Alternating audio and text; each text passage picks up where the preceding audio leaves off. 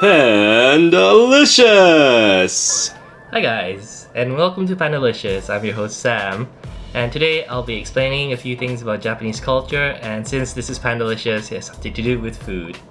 Okay, so we've seen in anime and J-dramas the hearty meals in front of the character, and which precedes them clasping their hands together and say Itadakimasu.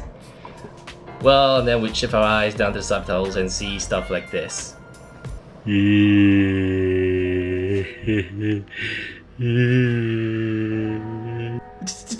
ょっと待って。俺自分待って。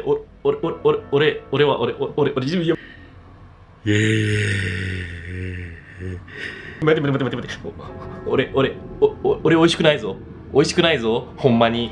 美味しくないぞ。おい、汗臭いぞ。おい。いただきます。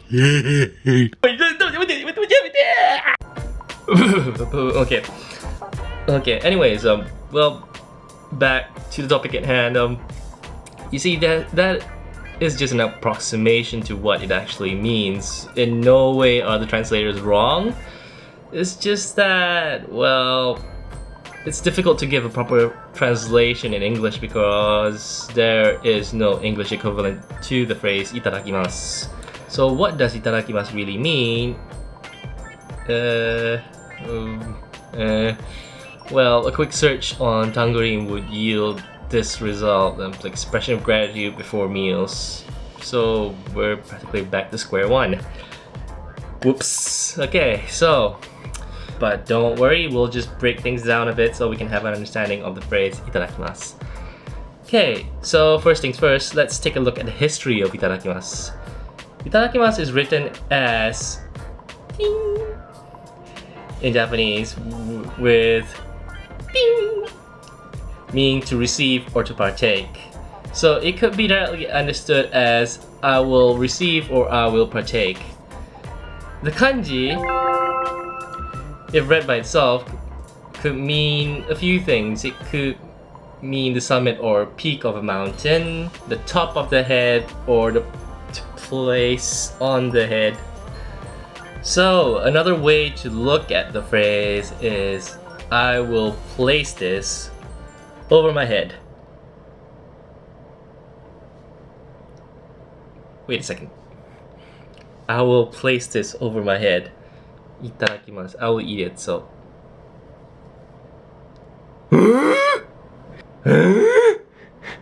Why, Japanese people? Why? Okay. So now that I've regained some composure, okay, there is an explanation for this. In the old days of ancient Japan, people used to raise a meal or gifts. They used to raise it over their heads like that, and they bow as if they received it from someone, especially if that someone is someone of a higher caste or a higher social standing. So yeah, it's started to be understood as a way to be thankful and a way to appreciate the gift or the meal that you're gonna have. So yes, it became an expression of gratitude to the giver of the thing. So fast forward it a bit more and you start seeing all these major religions coming in. For example, well, Shintoism isn't a major religion, it's just some indigenous religion to Japan. But yeah, in their belief system is that they have little tiny microscopic gods living in everything. So we have all the major gods as well, but there's these little tiny microscopic gods that live in the food, well, in everything that we own, even this shirt, my glasses, everything, but I don't believe in that shit, so excuse me. So yeah, in a way to say thank you to these little gods, the Japanese decided to use Itadakimasu as a way to show appreciation.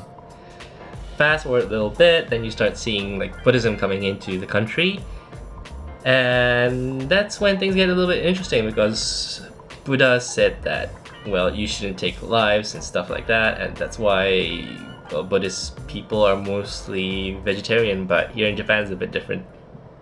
Monks still eat meat. Yeah, they do. Anyways, yeah, so with Buddhism coming in, it became no longer a part of, well, thanking the little gods in the food. Instead, they're just thanking the animal because they're just showing remorse for taking a life on an animal for them to consume it. So they're being grateful and thanking the animal for giving up their lives. So yeah. Now let's just fast forward back to the future of current time Japan, where I'm living right now. Okay. So let's examine Itadakimasu to the modern Japanese. So as my grandma put it, Itadakimasu is currently regarded as a way to show appreciation to everyone and everything involved in the production of this succulent morsel that will be laid out in front of us. So when the Japanese say itadakimasu, they are thanking the animals that gave their lives, the butcher that slaughtered them, the part-timer that packed the meat, the person that drove the meat to the local stores, the person that presented it on the shelves, the cashier, yada yada yada. I think we all get the idea. Everything. So that includes the weather, the soil that grew, the soil that it grew in, the soil that grew the thing that fed it. Yes, ladies and gentlemen, everything.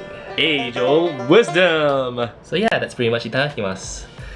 But yeah, in other cultures and religion, they generally thank one particular source for the food with a very long prayer or a short one, depending on the religion or the culture that you subscribe to.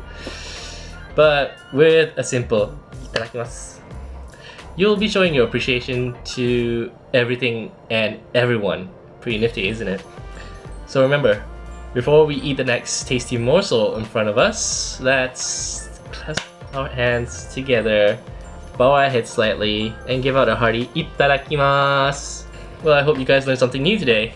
And this is Sam from Pandaliciously signing off. And remember, have a Pandaliciously day. Bye bye. Outtakes! Okay, I feel like an absolute idiot doing this, but